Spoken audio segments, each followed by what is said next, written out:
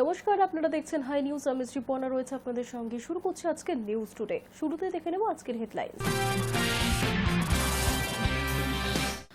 উত্তর সিকিমে ভয়াবহ পথ দুর্ঘটনা। লাচেন থেকে লাচুং যাওয়ার পথে 1000 ফুট নিচে তিস্তা নদীতে পড়ে গেল গাড়ি। মৃত 2, আহত 2, এখনও নিখোঁজ 5। শিক্ষক নিয়োগের বিজ্ঞপ্তি জারি করল স্কুল সার্ভিস কমিশন। নম্বর বিভাজনে এলো বদল। 16 জুন থেকে 14 জুলাই পর্যন্ত করা যাবে আবেদন। কাউন্সেলিং না মেনেই পোস্টিং। উচ্চ আদালতের দ্বারস্থ 2 জুনিয়র চিকিৎসক। মামলা করার অনুমতি দিলেন বিচারপতি। আরজিকর আন্দোলনের মুখ ছিলেন এই 2 চিকিৎসক। কথা মতো সুপ্রিম কোর্টের নির্দেশ মেনে নতুন করে শিক্ষক নিয়োগ প্রক্রিয়ার বিজ্ঞপ্তি জারি করল এসএসসি। জানিয়ে দিল পরীক্ষায় বসার জন্য কবে থেকে অনলাইনে আবেদন করা যাবে। সুপ্রিম কোর্টের নির্দেশ মেনে নতুন করে শিক্ষক নিয়োগ প্রক্রিয়ার বিজ্ঞপ্তি জারি করল স্কুল সার্ভিস কমিশন। জানিয়ে দিল পরীক্ষায় বসার জন্য কবে থেকে অনলাইনে আবেদন করা যাবে। লিখিত পরীক্ষা কবে হতে পারে তাও জানালো এসএসসি। চাকরিহারাদের মধ্যে যাদের পরীক্ষায় বসার বয়সসীমা পেরিয়ে গিয়েছে তাদের বয়সসীমা ছাড়ের কথাও এসএসসির বিজ্ঞপ্তিতে উল্লেখ করা হয়েছে।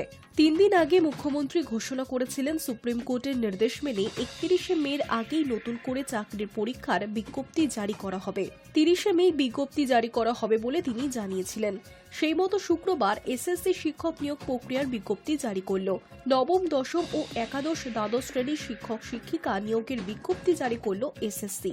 বিজ্ঞপ্তিতে কি জানিয়েছে এসএসসি? আগামী 16 জুন বিকেল 5টা থেকে অনলাইনে আবেদন জানানো যাবে। 14 জুলাই বিকেল 5টা পর্যন্ত অনলাইনে আবেদন গ্রহণ করা হবে। আবেদন ফি গ্রহণ করার শেষ সময় 14 জুলাই রাত 11:59। লিখিত পরীক্ষা হতে পারে সেপ্টেম্বরের প্রথম সপ্তাহে। লিখিত পরীক্ষার ফল প্রকাশ হবে অক্টোবরের চতুর্থ সপ্তাহে। ইন্টারভিউ নেওয়ার সম্ভাব্য সময় নভেম্বরের প্রথম সপ্তাহ থেকে তৃতীয় সপ্তাহ। প্যানেল প্রকাশ করা হবে 24শে নভেম্বর। কাউন্সেলিং শুরু হতে পারে 29শে নভেম্বর থেকে। মুখ্যমন্ত্রী ঘোষণা করেছিলেন 2016 সালের এসএসসির প্যানেলের চাকরিহারাদের মধ্যে যাদের পরীক্ষায় বসার বয়সসীমা পেরিয়ে গিয়েছে তাদের ক্ষেত্রে বয়সসীমায় ছাড় দেওয়া হবে। এসএসসির বিজ্ঞপ্তিতেও সে কথা উল্লেখ রয়েছে। পরীক্ষায় বসার ন্যূনতম যোগ্যতা সম্পন্ন যে কোনো ভারতীয় চাকরি প্রার্থী পরীক্ষায় বসতে পারবেন। পুরুষ চাকরি প্রার্থীদের মেয়েদের স্কুলে নিয়োগ করা হবে না। নবম ও দশম শ্রেণীর শিক্ষক শিক্ষিকা নিয়োগের ক্ষেত্রে জেনারেল ও ওবিসি চাকরি প্রার্থীদের আবেদনপত্র অনলাইনে জমা দিতে ফি লাগবে 500 টাকা। সেখানে এসএসসি, এসটি ও শারীরিক প্রতিবন্ধী চাকরি প্রার্থীদের জন্য ফি 200 টাকা। একাদশ, দ্বাদশ শ্রেণীর চাকরি প্রার্থীদের ক্ষেত্রেও আবেদনের ফি একই। High news network. পোস্টিং বিতর্কে কলকাতা হাইকোর্টের দ্বারস্থ হলেন 2 জুনিয়র ডাক্তার। অভিযোগ, নিয়ম মেনে কাউন্সেলিং এর পরেও তারা পছন্দের জায়গায় পোস্টিং পাননি। সরকারের এই সিদ্ধান্তের বিরুদ্ধে দেবাশিস হালদার, আশফাকুল্লাহ নাইয়ার শুক্রবার হাইকোর্টের দ্বারস্থ হয়েছেন। মামলা দায়েরের অনুমতি দিয়েছে আদালত। বিচারপতি পার্থসারথী চট্টোপাধ্যায়ের বেঞ্চে আগামী সপ্তাহে 5 জুন এই মামলার শুনানির সম্ভাবনা রয়েছে।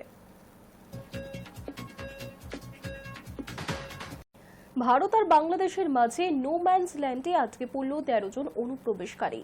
মঙ্গলবার রাত থেকেই তারা ওই এলাকায় আটকে রয়েছেন। ভারতে ঢুকে আসার চেষ্টা করলে বিএসএফ তাদের ঢুকতে দেয়নি।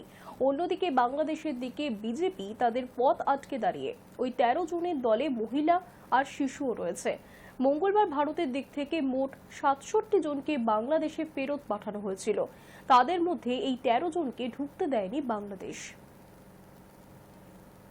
শীতলকুচি আর সিতাই সীমান্ত দিয়ে রাজ্যে অনুপ্রবেশের চেষ্টা করছিল একাধিক বাংলাদেশি নাগরিক। মঙ্গলবার রাতের এই ঘটনায় তৎপর ছিল বিএসএফ।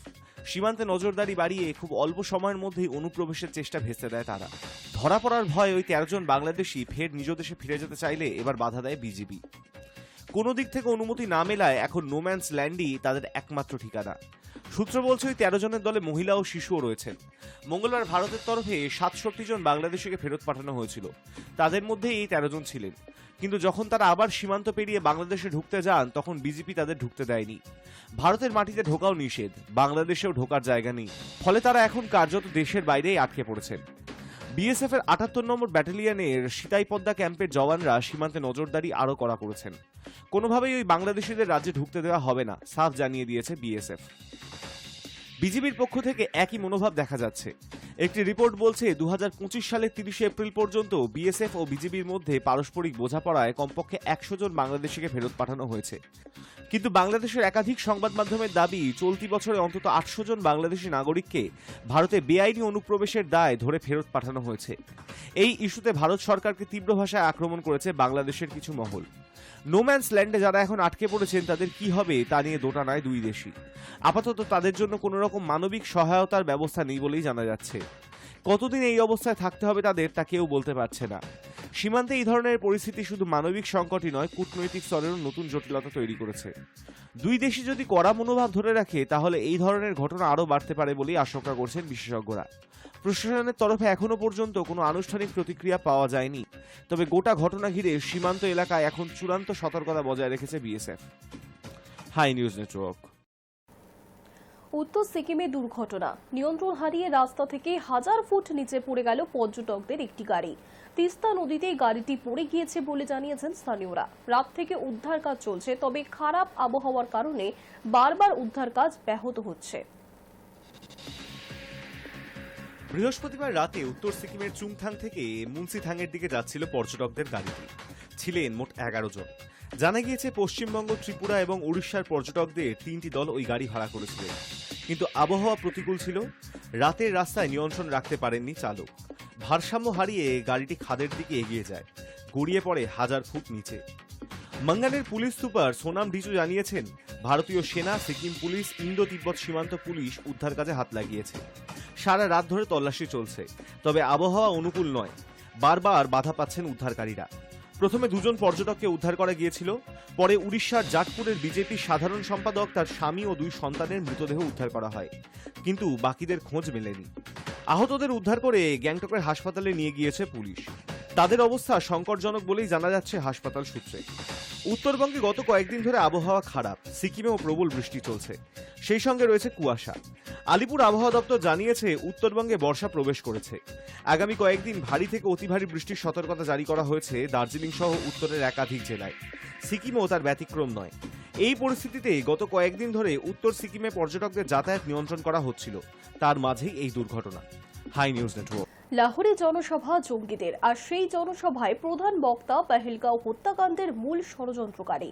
চলতি সপ্তাহের বুধবার এই জনসভা হয়েছে, আর সেখান থেকেই ভারত বিরোধী উস্কানিমূলক বক্তব্যের পাশাপাশি আক্রমণ করা হয়েছে ভারতের প্রধানমন্ত্রী নরেন্দ্র মোদীকেও। বিশেষজ্ঞরা বলছেন, লস্করের ডেরায় ভারত ক্ষেপণাস্ত্র ছোড়ার পর জঙ্গিদের সাহস জোগাতেই এই সভার আয়োজন। লস্কর তাইবার বড় জঙ্গি নেতা সাফুল্লাই কাসুরি ফের ভারতের বিরুদ্ধে বিষ উগড়ে দিল লাহোরের এক সভায়। 22 এপ্রিল কাশ্মীরের পহেলগাঁওয়ে যে ভয়াবহ জঙ্গি হামলায় 26 জন পর্যটকের মৃত্যু হয়, কালুরি সেই ষড়যন্ত্রের অন্যতম মাথা বলেই খবর। ভারতের এক সংবাদ সংস্থার খবর অনুযায়ী বুধবার লাহোরে ওই সভা হয়।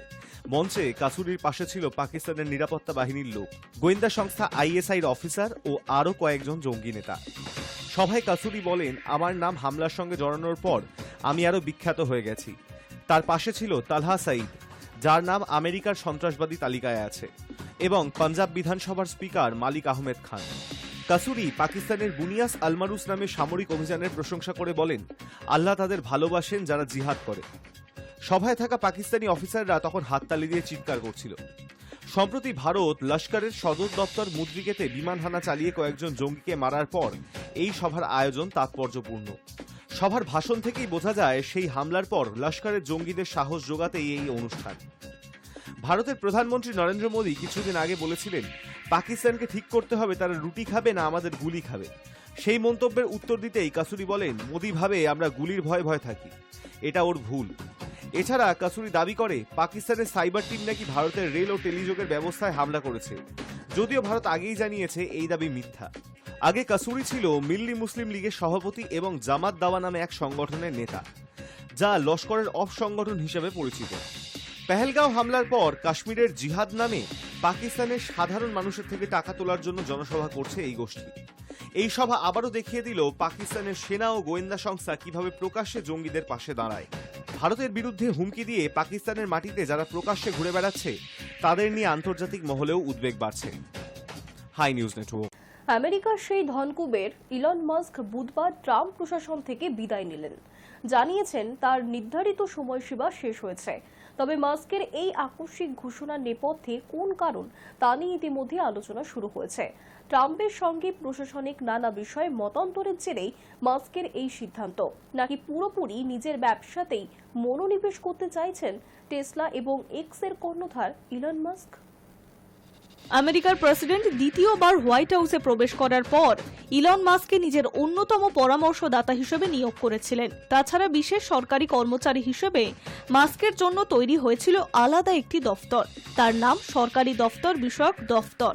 মূলত মার্কিন প্রশাসনের অপ্রয়োজনীয় ব্যয় কমিয়ে বা বন্ধ করে আর্থিক সাশ্রয় ছিল এই দফতরের মূল কাজ। সাম্প্রতিক জনকল্যাণমূলক কাজের সার্বিক সংস্কারের লক্ষ্যে একটি বিল সই করেন ট্রাম্প। এই বিলকে বড় এবং সুন্দর বলেও ব্যাখ্যা করেন তিনি, কিন্তু প্রকাশ্যে এই বিলের বিরোধিতা করেন ইলন মাস্ক। হোয়াইট হাউসের কর্তারা দাবি করেছিলেন ট্রাম্পের এই বিলে স্বাক্ষর করায় বহু টাকা বাঁচবে। মাস্ক অবশ্য দাবি করেছিলেন এর ফলে রাজকোষ থেকে ঘাটতি আরও বাড়বে এবং তার নিয়ন্ত্রণাধীন দফতরের কাজে বেগ পেতে হতে পারে। মাস্কের এই প্রকাশ্য সমালোচনার পরেই ট্রাম্প বিলটি পুনর্বিবেচনা করার কথা জানিয়েছিলেন।